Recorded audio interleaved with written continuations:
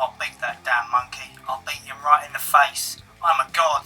That ape's got nothing on me. I can shoot blue lasers from my mouth. Fucking ape. I'll have you.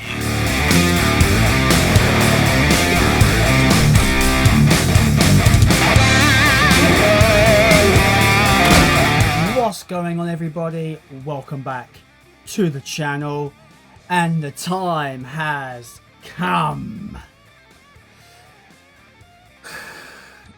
Godzilla versus Kong is among us, and yeah, I have seen this movie. Yeah, finally, after 2 years since King of the Monsters came out, we have got this massive film where it brings both Kong and Godzilla colliding together in a massive spectacle of a film. And when I say spectacle, I mean this is a feast for the eyes. So yeah, just a warning in this review, I may go into slight story beat spoilers towards the end of the review. I will put a warning up when we get to that point in the review, but aside from until then, it'll be spoiler free. So let's get in to the review. So first up, we're going to talk about my positives, and there's a lot of positives with this movie. I thoroughly enjoyed this movie.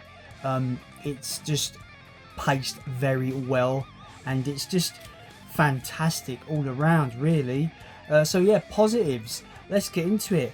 I think this film looks absolutely stunning, like beautifully shot, beautifully realised, and it just looks fantastic. The CGI in this in particular for me is next level. Next level CGI. Kong looks incredible, and obviously my boy Godzilla looks fantastic as well. They look like they are a part of the world that they've created in this film. They don't stand out like you don't think to yourself that looks like a CGI monster. They generally have made waves in terms of like making these monsters look incredibly realistic, and you know, especially when it concerns Kong, because Kong can emote, and he has a lot of emoting in this film, and it's just wonderful to see. It really humanises the character. So yeah, this is a stunningly looking movie, and the CG is next level.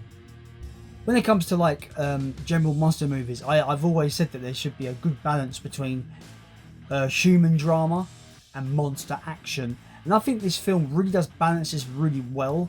I wouldn't necessarily say the human drama part of this film is anything to write home about, but I feel that there's certain elements of the human story here that adds emotional weight to, I'd say, mostly to Kong's side of the conflict, Kong's side of the story. There's a lot of emotion there, and a lot of, like I said, there's a lot of emoting from Kong, and a lot of emotion between you've seen it in the trailers, little girl character. There's a lot of emotional connection there that just makes the human side of the story that much more kind of engaging, even if it is quite a cliche story. I mean, I'll get onto that in my negatives, but yeah, the human drama and the human side of this has this emotional kind of thread through it that really makes you care about not only some of the human characters, but this film really makes you care about Kong as a character. And this film for me is almost his movie. That I'm not saying he gets more screen time than Godzilla.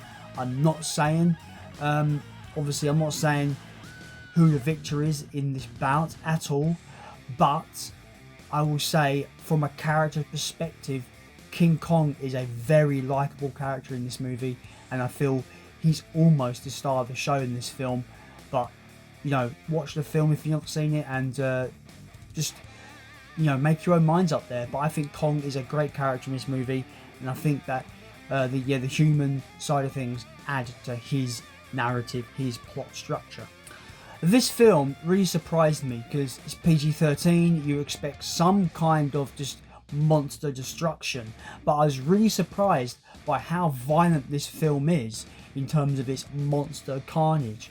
It is very violent, blood, kind of horrible moments of just disgustingness. There is a lot of violent action in this, violent beyond what I really expected from this kind of movie. That's a positive. It's awesome. Yeah, I just want to mention as well, I don't know why I didn't even open with this, to be honest, but yeah, Godzilla is an absolute beast in this movie. They've really captured Godzilla as a massive force to be reckoned with. Like, no one fucks with Godzilla in this movie. He is a beast.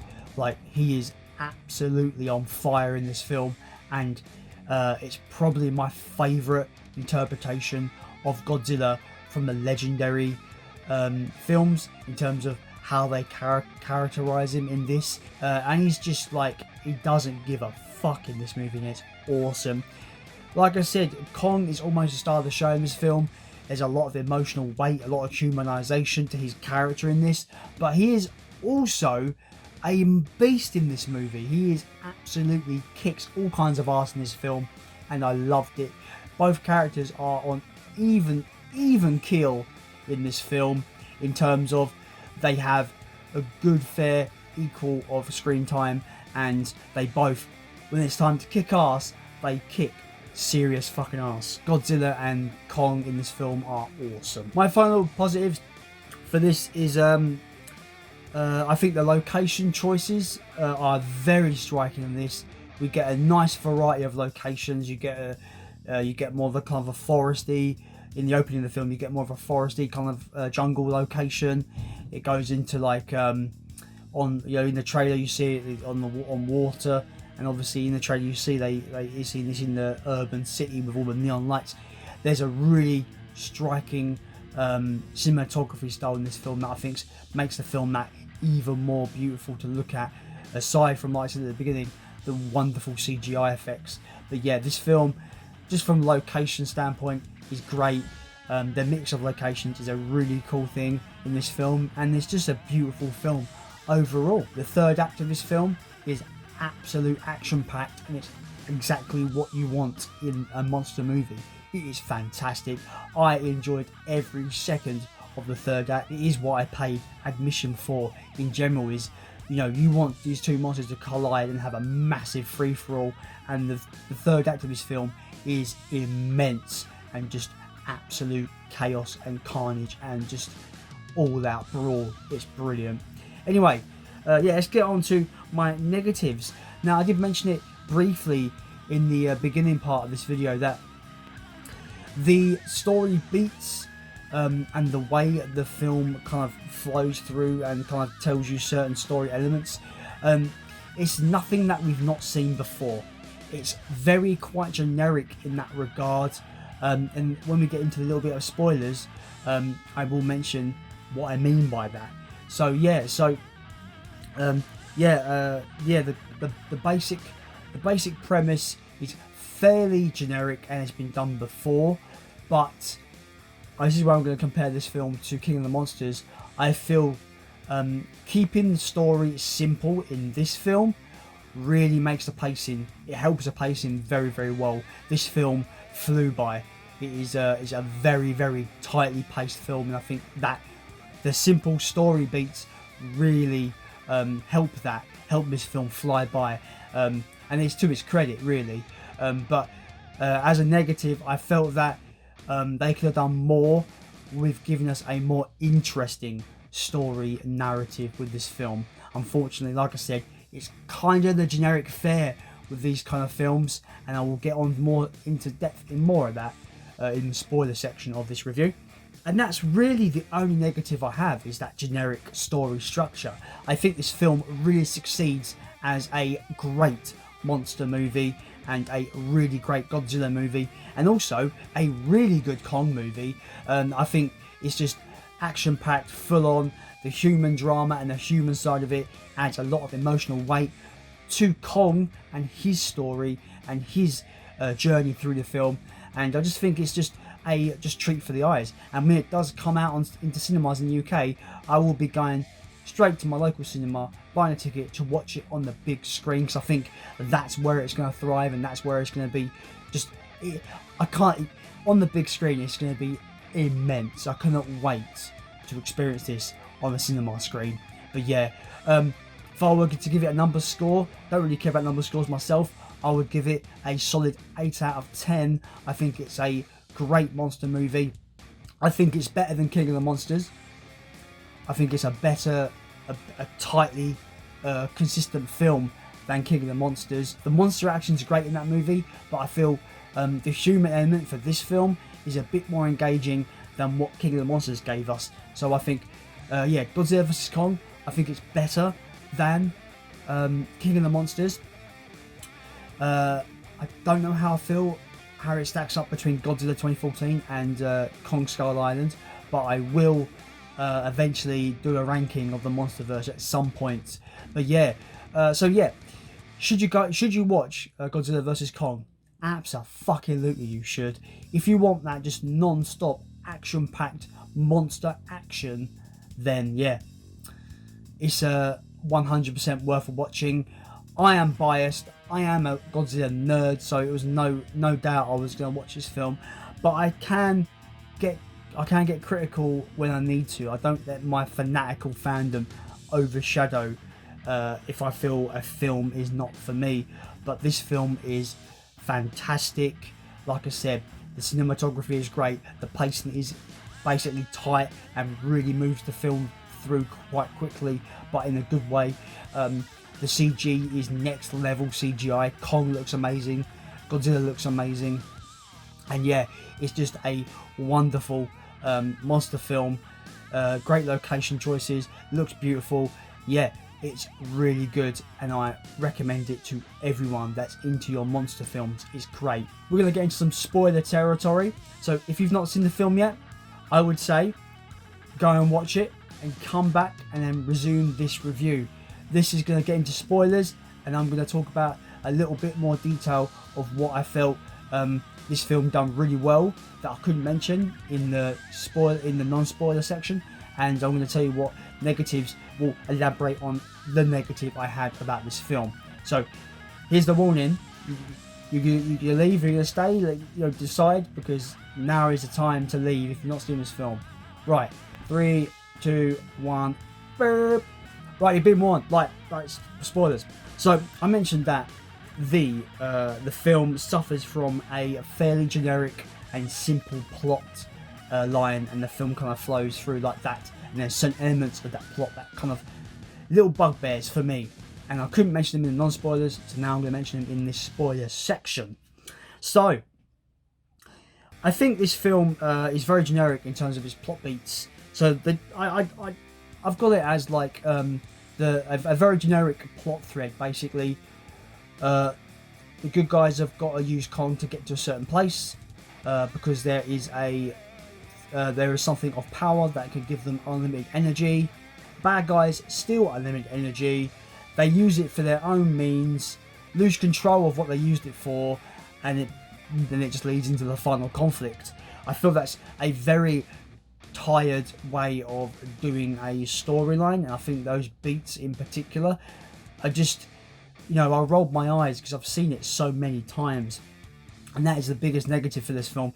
Even though I did say that it did help, kind of the simple premise helped the film overall, I do feel that they could have gone a little bit more a little bit more creative with the story narrative here, rather than it being as simple as it is, like I said. But yeah, that is pretty much what I really meant about the negatives. Also, there is a subplot in this film that I felt kind of went nowhere and was only put into this film so they could have a Deus Ex Machina at the ending, which leads to Kong and Godzilla basically helping them win. And we're going to get on to the big spoiler now. So yeah, Mechagodzilla's in this movie. I thought really it was fucking awesome, to be honest with you. I love the design. I remember only seeing the toy spoilers and they look nothing like the actual character in the film. The Funko Pop in particular made it look really, really crap. But in the film, Mechagodzilla looks fucking wicked. I really like the design of Mechagodzilla in this film. To elaborate on that subplot, that kind of ends with a Deus Ex Machina. Now, these three main characters are by this control panel that is literally linked to Mechagodzilla. So if they're able to basically shut down the console, Mechagodzilla will actually stop working. And what they do exactly that. They go through, this subplot goes all the way through to the point where they do that. They basically are able to kind of shut down Mechagodzilla and help Kong and Godzilla win the fight against Mechagodzilla. And I thought that was a very, very, very kind of just like roll my eyes moment where it's just like, isn't that convenient? That's fucking convenient, isn't it? But yeah, that's the spoiler section. Oh, final spoilers. People are going like, oh, Kong's gonna win, Godzilla's gonna win. Let's face it, in this film, Kong loses against Godzilla. He gets his ass kicked. He almost dies if it wasn't for the human characters reviving him for him to go and help Godzilla versus Mechagodzilla. So yeah, Godzilla wins. Godzilla wins, people. I hope you haven't watched this yet because you haven't seen the film. But yeah, anyway, that is the end of the spoilers. Boom. Yeah, so that's my review and partially spoiler review of Godzilla versus Kong. I loved it. I thought it was great. Really enjoyed it. You know, CGI moments are fantastic. The whole film looks great. The pacing is super quick, but in a good way. Yeah, I recommend it. I give it an 8. It's fantastic. You should go and watch it. If you like what you see on this channel, yeah, maybe subscribe. And hit that like button for the YouTube algorithm, because the best way to share my videos to the YouTube world, as they say. As always, I have been Jason, and I am not going to fuck around with no nuclear lizard, because that lizard means fucking business. And if you look at scientific fact, if you're standing there when he roars, you would literally explode.